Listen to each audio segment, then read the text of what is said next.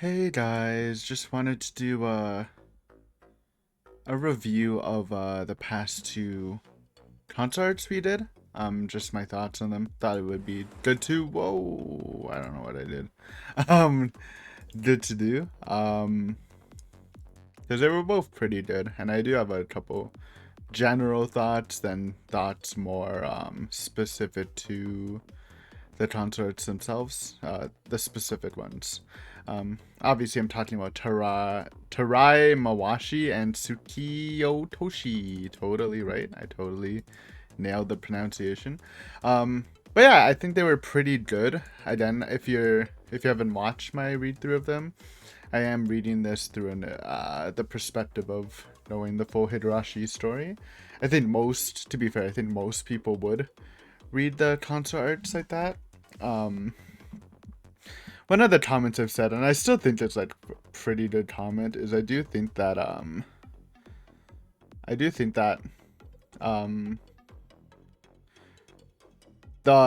think the stories would be actually even better, a better reading experience if the reader didn't read the full main story first, and if they um read this like where it's placed, like in the flowchart or whatever, wherever it's unlocked in the console versions. I don't know if this is like a good opinion or not. I think maybe the downside is there's more hints so people can figure out the main mystery of the story, but like I think there's like an element of surprise. But that being said, I think the second concert specifically, that one, Tsukiotoshi, um was like incredible as someone who knows everything too, so like maybe it's not that big of a problem as we continue on into them. But I do think it's like, I don't know, it's super hard to do without actually having console versions, because you need two copies of Himitsubushi, or you'd have to switch them around, the same one around, like wipe it, and it's probably kind of annoying. But if you're like introducing someone to Higurashi, if you can get them to do that, I think it would be like an interesting experience. I don't know. Um, but yeah, just putting that out there. Some other general things about it. The soundtrack, obviously, it is super different. Someone explained to me it was because of copyright issues, so I guess that made sense. I don't actually mind it. I think some of the songs are pretty good. I do not know any of the songs, and I probably should look at what they are and add them to my OST mix. But some of them are good. Some of them aren't amazing. But to be fair, there are hit and misses in the original Higurashi soundtrack. Um, but yeah, I'm generally enjoying how they sound. The sound effects too are a little janky. Now this one I think is maybe a little less good. It is extremely funny, but like some of the sound effects, I don't know. Very weird sound design. I know it's a side project though, but still. It is funny. It is funny. Don't get me wrong. It is kind of funny, but yeah. Let's talk a little bit more specifically about the arts themselves. Let's talk about Tarray Mawashi. If you watch my playthrough, I do like this a lot less than the Tsukiotoshi. But that's more because I think the other arc is just great. Well, this is just good. Um, this one explores basically like something I'm sure most Higurashi players would at least think about early on in the game. Like, what if Keiichi just like didn't do anything? Pacifist route, basically. And in a way, it was interesting that they explored that, because I had definitely thought about that. Obviously, now we know that it doesn't matter.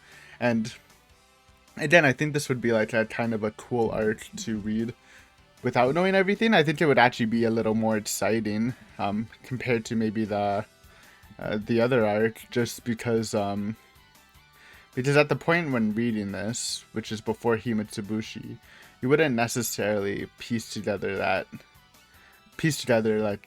the the bigger picture. Obviously, you wouldn't get the full bigger picture, but you might not even think of like something on that scale. Obviously, you did get to Higurashi, but still, I think like yeah, I think it could be cool, to explore that angle, right? The idea that sure Teichi's being sus, like if he just ignores everything, and they pose this question in the curtain call stuff too, would everything be alright? We know it wouldn't be, but it's a cool thing. There were some moments, but nothing insane in that arc that's too memorable, I think. Besides Teichi just saying nope, nope a lot, rejecting temptation. I do like that they brought back the curtain calls, the extra stuff for this arc. That was fun. They didn't do it for the next arc. I guess it made sense because it's part of the first half, so which all of them had curtain call stuff. So that was fun. I do enjoy that stuff. I wish they did it in the other arcs, even though it is less needed as a meeting point to discuss the mystery since they're answering it. But at the same time, I did enjoy it a bit more than Ryutashi's messages or commentary. They're good in their own right. It's nice to get some insight on his personality, his ideals, but like it's just extremely good banter. Also, the epilogue thing was kind of cool. We saw they gave us both the normal one with Mion being the last survivor, then the one you can read after Tsukiotoshi, which was kind of cool. It was also nice to see that, or at least interesting to see that Higurashi Kai, the OG arc, the original arc made by Ryukishi to help piece together some pieces that Studio Dean missed in the first season, how it took like some inspiration from the consorts. I thought it was just fully original from what people have told me, but obviously the whole Rena thing, the whole Mion situation in the hospital was extremely reminiscent of the Satoko scene when she's hooked up to the machine, and it looked kind of funny. And the same thing happens to Rena basically, so that was interesting. I thought it was completely original, but it is a bit yoinked, so that was cool to see. Yeah, first arc solid. It was fun, it was interesting, it was a world that I'm sure many people have imagined. But let's talk about the next arc, because the next arc I think is non-ironically like top tier, man. Like it's not the best arc in Higurashi, but I think it's, at least in my opinion, it's better than a couple of the main arcs. I say it's kind of hard to say. To be fair, it is hard to say that in retrospect. Like I wouldn't know how I feel about it if I did read it in order, with that being like right after Mayakashi, I guess. But it is awesome. Like the first half, I guess maybe a little weaker than the second half for sure. But we get this world, another interesting world, which is kind of fun with the concerts. You're getting all these interesting worlds that you can kind of imagine. But we get the Satoko, the Tepe world, the Ultra Doomed world, and then instead of solo killing them, we do end up working together, but not to save Satoko using alternative means. It's to form the trio Kill Squad: Shion, who likes Satoko, Rena, who obviously likes Satoko and hates Tepe because the whole Rena situation is affecting her here, which was interesting too. I liked how they tied that in, and obviously Keiichi. So from the get-go, obviously this wouldn't go well. One, because you know the story of Higurashi, but two, there are a couple of points that I was using future knowledge that wouldn't work. Though to be fair, I thought it was mainly surprising. It was kind of cool to see like three people kind of high in the high level stages of the Hinamizawa syndrome interacting together. Like obviously you get Keiichi and he's more sus of people than usual. Excuse me. But then like Rena is actually sus. It was like it's a very weird scene I usually don't get to see. Um we don't know like I actually don't know how bad Shion was. It was kind of harder to tell compared to Rena. But obviously she did if was affected by some syndrome. Um but yeah, I thought the first half was cool, you know, the kill, the planning, the moral dilemmas. It's something reminiscent of Totoroshi, and it was done well. You know, Keiichi's hesitation, um, Mion bullying Mion. You hate to see it, but whatever. But now let's talk about the second half. Post killing Teppei, I would say, because the Teppei kill was cool, but even the Totoroshi Teppei kill wasn't my favorite, just compared to Anitakushi's chase scene, which is goated. One, they just hit you with like just good up to the top. First Satoko finding you, which was awesome, and Shion tasing her, which I actually thought, like I was almost ready to bet money that Shion killed her with the taser, which she didn't. I was wrong.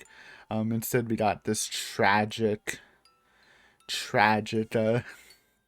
ending for both of them with Shion getting stabbed to death by Satoko, and Satoko, you know, um, which produced like a really spooky and probably one of the best CGs in the series I've seen so far. It's also like answered like kind of a cool question that I didn't really think about. Like, what if like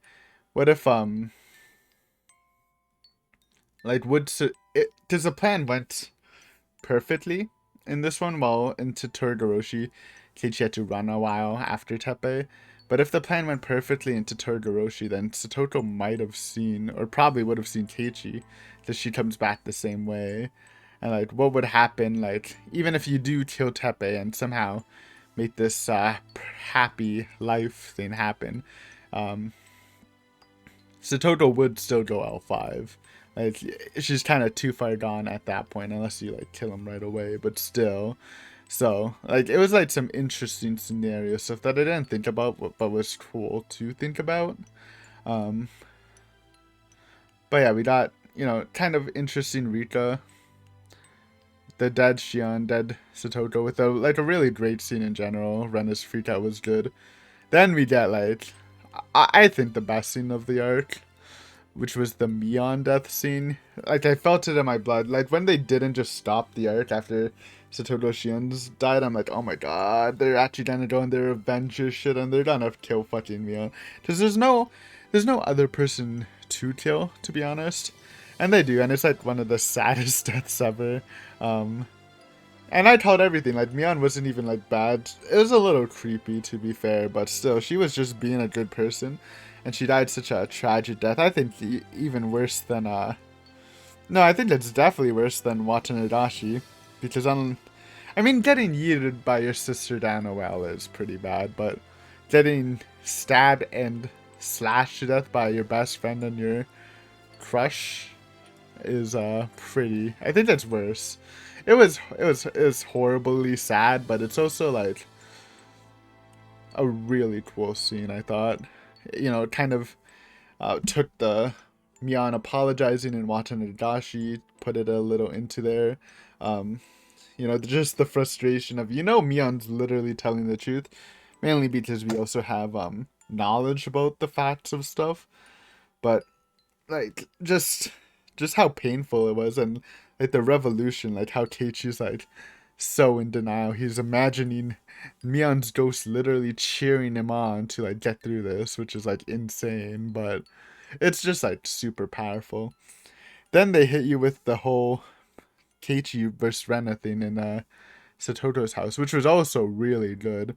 You know, get a little like flashback to Mion where Keiichi was forced to apologize to. Just the stabbing scene, you know, kind of going for a Sumi Horoboshi, but you know, I told her in the playthrough it's not gonna happen, and then Teichi just dies sadly. Um, it's just like it's like on like it's so brutal this arc, and it's just so entertaining. And when you think it's over, nope. Uh, I honestly thought it would be done after Teichi died, but nope. We get Rena POV. She goes to Rita.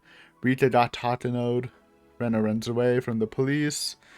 You get this really, really good scene of Rena daydreaming about all the club members just having fun in the forest. It was like super emotional. I even felt emotional. No tears were shed, but like I could if I wanted to. And then she wakes up during the freaking disaster, dude.